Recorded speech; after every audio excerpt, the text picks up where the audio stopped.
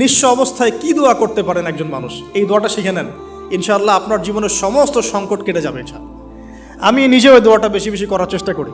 দোয়াটা হচ্ছে, মুসা আলাইহিস সালাম একটা গাছের নিচে হেলান দিয়ে বসলেন, বসে দেখলেন দুইজন মেয়ে দাঁড়িয়ে আছে দূরে, পানি নিতে পারছে না, লোকজন পানি নিয়ে যাচ্ছে, ওরা দাঁড়িয়ে আছে বেচারি।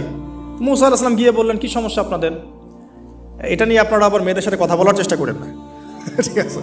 তো মাহারাম গায়রা মাহারাম মেনে চলে।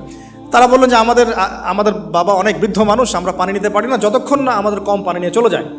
মুসা আলাইহিস সালাম তো একটু বললাম না, ফিজিক্যালি খুব স্ট্রং ছিলেন, থাকে না বডি বিল্ডার, সামনে গিয়ে কথা বলে সরব পানি নিতে দাও, তখন মানুষ একটু মূল্যায়ন করে না। তো মুসা আলাইহিস সালাম এভাবে পানি নিয়ে দিলেন এবং বাছুরদেরকে পানি পান করালেন, করিয়ে গাছের নিচে এসে বসে আছেন। বসে বসে তিনি দোয়া করছেন, এই যে দোয়াটা তিনি দোয়া করছেন, রব্বি, একটা নেক কাজ করলেন, নেক কাজ করলেন না, মানুষের উপকার করলেন, নেক কাজ করে এসে গাছের নিচে বসে দোয়া করছেন, আল্লাহ এখানে তো আমার খাবার পানি বাসস্থান কিছুই নাই, আমি কি করব?